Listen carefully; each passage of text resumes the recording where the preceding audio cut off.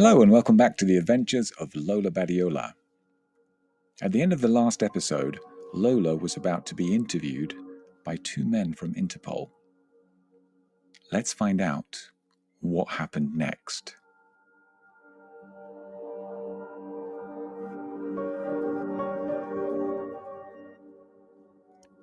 The Adventures of Lola Badiola. Chapter 15. Interpol. Lola sat at the table of the conference room in the offices of J Block, opposite the two agents. It was still early in the morning, and most of the other employees, including J. Thompson, had yet to arrive at the office.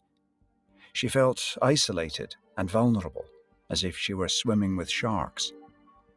The young English agent, James Buck, reached for his notepad. "You worked at Texpania for 7 years, is that correct?" "Yes," replied Lola. "Most recently you were the senior account manager in the cybersecurity division according to Luis Brunha. Is that correct?" "Yes." "Are you still in contact with him?" "No, we are not in regular contact anymore." Buck wrote something into his notepad. "One of your accounts at Texpania was the Swiss insurance company SMZ. Are you aware that they recently suffered a catastrophic breach of security?" "Yes, I am," replied Lola. Buck raised an eyebrow and wrote something into his notebook.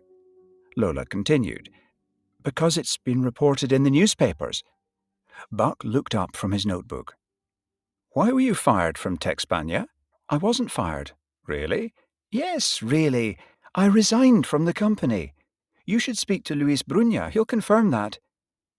The two agents looked at each other, and then Guzman Zunzunegui, the older of the two, leaned forward and, in an apologetic voice, said, "We've already spoken to Luis Brunha. We've spoken to a lot of people, and they all say that you were fired." Lola felt like she had been punched in the stomach. Luis Brunha had always been good to her. Their relationship had been one of mutual trust. They had become close friends. But now he was betraying her, lying about her, helping Ruiz de Velasco to destroy her. The two agents from Interpol sat motionlessly, waiting for her to respond, watching her clam up. But before Lola could answer, the door of the conference room burst open and JJ and Diego marched in. "What's going on here?" said JJ forcefully. James Buck stood up, pulled out some identification from his pocket, and explained that they were agents from Interpol interested in discussing some private matters with Lola Badiola. "If you want to speak to any of my team in my office, you need to make an appointment." "It's an urgent matter of international importance," the agent replied. "I don't care what it is.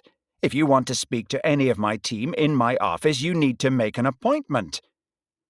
JJ and Diego stood shoulder to shoulder, staring down at the two agents. Lola had never realized how big and physically intimidating Diego could be. He was as wide as he was tall, with huge hairy hands and a solid torso that looked like it was about to rip through the Lacoste polo shirt he was wearing. For a moment, the confrontation looked like it was about to get ugly, but Zunzunegui rose to his feet and attempted to defuse the situation. He turned to Lola and said, "Thank you for your time. We will be in contact. In the meantime, here is my card in case you want to talk to us." Then the two agents walked out of the conference room, followed closely by Diego, who escorted them out of the building. The morning sun was shining brightly through the office window and directly into Lola's eyes. She squinted as the silhouette of JJ appeared in front of her. "What really happened at Texpania?" he asked. Lola felt the emotion building up inside her. She was desperate not to break down in front of her boss. She decided to be open and honest about what had happened. "It ended badly," she replied. "What do you mean?" "I tried to do the right thing. I tried to leave on good terms, but Mario Ruiz de Velasco made it personal." Lola's voice started to crack. She felt the tears building up inside her. "You believe me, don't you?" "Of course we believe you, Lola," said Diego, who had returned to the meeting room after dispatching the two agents. The ferocity from earlier had completely vanished, and now he looked once again like a big, cuddly teddy bear. Lola started to tremble as the intensity of the morning boiled over. "I'm so sorry," she said. "I feel terrible that I've dragged you guys into this." JJ sat down opposite Lola and took hold of her hand. "Listen carefully, Lola. This is not about you, it's about all of us. You see, our software represents an existential threat to all the incumbent IT firms in the world, including Texpania. We will do to them what the smartphone did to Nokia, Motorola, and BlackBerry. Make them obsolete." Lola had never heard JJ speak like this before. She knew that they had plans to disrupt the market, but not on such a dramatic scale. He continued, "Ruiz de Velasco will do whatever he can to stop that from happening, and he's joined forces with some very powerful friends. Come and have a look." JJ beckoned Lola to join him at the window of the office. They looked down onto the street below where the two agents from Interpol were standing waiting. A black Toyota Prius stopped and picked them up. "They've been following me everywhere since I arrived in Madrid.